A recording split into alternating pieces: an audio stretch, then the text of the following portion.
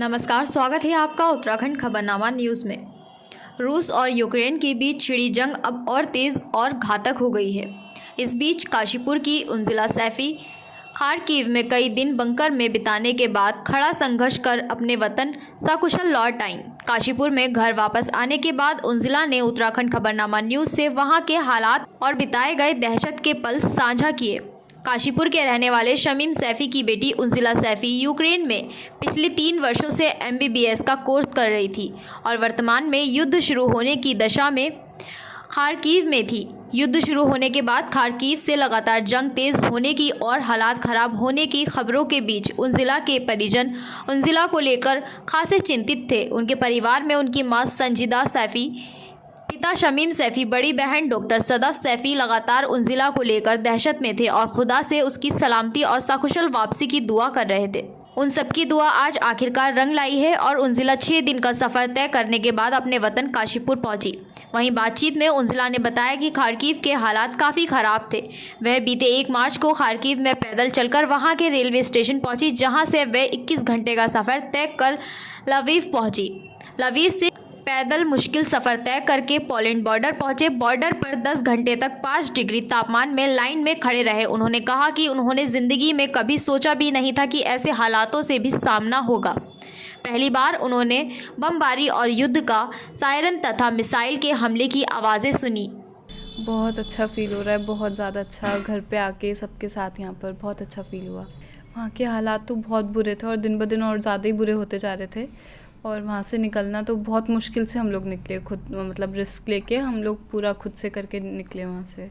हम लोग 1 मार्च को निकले थे, पैदल हम लोग निकले रेलवे स्टेशन तक। फिर वहाँ से हमने ट्रेन ली, पर ट्रेन भी बहुत मुश्किल से हम लोगों को मिली क्योंकि वहाँ के लोगों को ज़्यादा प्रेफरेंस मिल रहा था। फिर ट्रेन के बाद हम लोगों का 21 घंटे का सफ़र रहा था लवीव तक, जो वेस्टर्न सिटी है। फिर वहाँ से पोलैंड बॉर्डर तक फिर पैदल का सफ़र, और सबसे ज़्यादा हमारा कैसे आए आप लोग? ट्रेन से 21 घंटे का सफ़र। लवीव के बाद पैदल हम लोगों ने पोलैंड बॉर्डर तक कितना किलोमीटर? 20 किलोमीटर्स के अराउंड हम लोग गए। वहाँ से उसके बाद पोलैंड बॉर्डर के बाद फिर हमको वहाँ से हमारी इंडियन एम्बेसी ने रिसीव कर लिया था। फिर वहाँ से इंडियन एम्बेसी की तरफ से सब कुछ था। पर कितने घंटे बंकर में बिताने पड़े? हमने 4 दिन पूरे बंकर्स में बिताए हैं।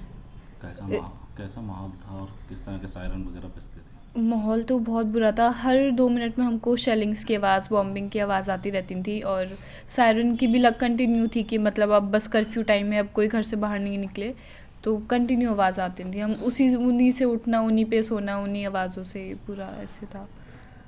लाइफ में पहली बार इस तरह की आवाज़ें सुनने को मिली। जी, कितनी दहशत हो गई थी उस समय? बहुत ज़्यादा। अभी भी उन आवाज़ों को थोड़ा डर लगता है, मतलब हाँ। मम्मा पापा की कितनी याद, वहाँ पर कितना कमी महसूस होती थी उस वक्त? बहुत ज़्यादा होती थी, बिल्कुल। घर से दूर तो ये रहता था कि बस घर चले जाएं, घर पहुँच जाएं जल्दी से, जितना जल्दी हो सके अपने पेरेंट्स से मिलने। मीडिया के माध्यम से भी गुहार लगाई थी आपने वहाँ से? जी बिल्कुल लगाई थी, गवर्नमेंट से हेल्प मांगी थी। मतलब किस तरह से मतलब मदद मांगी थी? NDTV की टीम आपसे कैसे मिली? NDTV के थ्रू हम लोगों का उन लोगों की कॉल आई थी हमारे पास, क्योंकि हमने ऑलरेडी अपनी वीडियोस डाली थी, शेयर करी थी कि हमें इंडियन गवर्नमेंट हेल्प करे। फिर उसके बाद NDTV वालों ने हमारी हेल्प करी कि हम आपकी बात पहुंचाएंगे गवर्नमेंट तक। भाई ट्रेन में मिले थे आपसे, कैसे वो लोग? जी, उनको पास हमारा नंबर पहुंचा था, तो उस नंबर से उन्होंने हमारा कांटेक्ट किया था। फिर जूम मीटिंग के थ्रू हमने लाइव कॉल। काफ़ी खुश हैं? जी, अब तो खुश हैं काफ़ी। काशीपुर से उत्तराखंड खबरनामा न्यूज़ की रिपोर्ट।